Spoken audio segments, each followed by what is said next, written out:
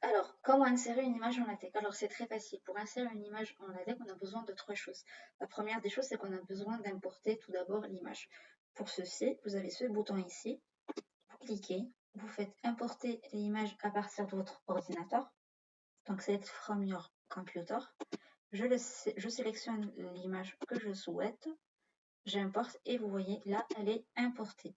Mon image, elle a l'extension .png, mais vous pouvez importer n'importe quelle image avec n'importe quelle extension. D'accord? Une fois ceci est fait, on a besoin de faire appel à la commande include graphique qui va nous permettre d'inclure une image. Mais pour cela, on a besoin d'inclure le package associé. Alors, le package associé, ben, ce sera use package graphique, graphique X. Très stylé.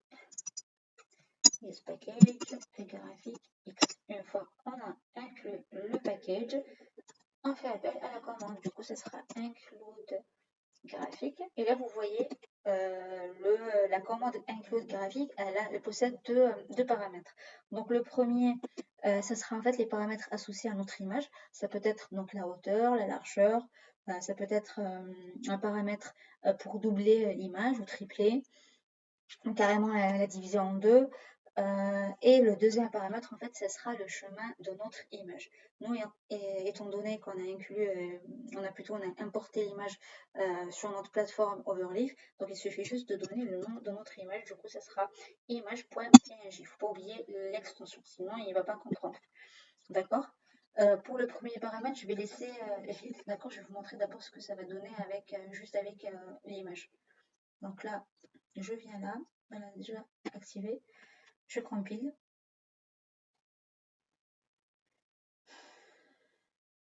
Alors. Ah oui, je me suis trompée. En fait, c'est pas graphique S, mais c'est graphique X.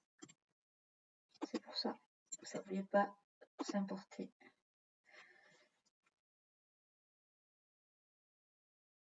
Voilà, là vous voyez, on a inclus donc l'image qu'on a importée tout à l'heure. Je vais rajouter donc un paramètre à mon image. Je vais rajouter width pour que vous voyez ce que ça fait. Donc je vais rajouter width égale à 6 cm.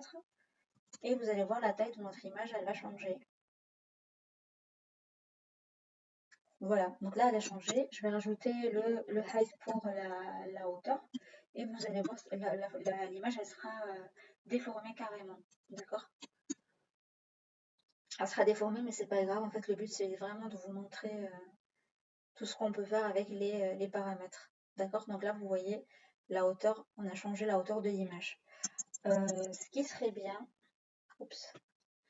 Alors, ce qui serait bien, c'est d'inclure une légende, d'accord? Pour faire cela, on appelle la commande caption. Caption, et entre les accolades, ben, je mets la légende Overleaf, logo. Et vous allez voir, en fait, il va rajouter la légende. Vous allez voir, en fait, la légende, elle va se rajouter, mais elle ne peut pas se rajouter juste là à côté de l'image, mais en fait, il va la décaler. Pour remédier à cela, vous laissez vous cliquez entrée et vous mettez, voilà, vous mettez ça, deux slash, d'accord? Et vous allez voir, l'image en fait, elle sera, voilà, en fait, le logo, il est mis ici. Pour centrer l'image, d'accord? Je vais mettre un begin center, donc je vais appeler l'environnement center. Donc begin center. Je copie-colle les trois lignes là. Je vais les mettre dans mon begin center et vous allez voir, non seulement mon image, elle sera centrée, mais en fait, même la légende, en fait, elle sera au bon endroit. Voilà. Donc, vous voyez, là, en fait, l'image, elle s'est centrée et on a bien donc la légende qui est juste là, en fait, de l'image. Au bon endroit, quoi. Qu'est-ce que je voulais dire de plus? Ah oui, en fait, ce qui serait bien, en fait, quand vous rédigez un document, vous serez amené à inclure, mais pas qu'une seule image, mais plusieurs figures. Ce qui serait bien, en fait, c'est de rajouter aussi, de nommer en fait vos figures, donc figure 1, figure 2, ainsi de suite. Pour faire cela, vous rajoutez donc deux accolades ici, et vous faites figure 2, figure 1 plutôt. là, vous allez voir, vous allez avoir figure 1 et juste à côté, la légende. Voilà. Cette manière, en fait, c'est l'une des manières de faire, mais en fait, c'est pas vraiment la manière la plus propre de rajouter une légende à votre figure. Ce qui serait bien, en fait, je vais vous montrer une deuxième manière de faire, et c'est la manière la plus propre, en fait. Donc, ok, je fais. Donc, méthode 2, je fais comme ça, pour séparer mes sections, d'accord? Donc là, en fait, nous, on souhaite donc inclure une figure, donc une image. Ce qu'on peut faire, c'est faire appel à l'environnement figure, d'accord? Donc, begin, figure, d'accord? Et là, vous allez voir, je l'ai mal fait, je vais parfois aller jusqu'au bout.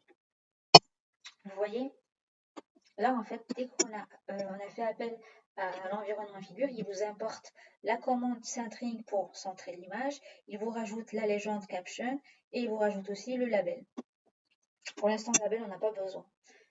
Je vais montrer d'abord le include graphique et le caption. D'accord? Donc la image, je vais nommer, plutôt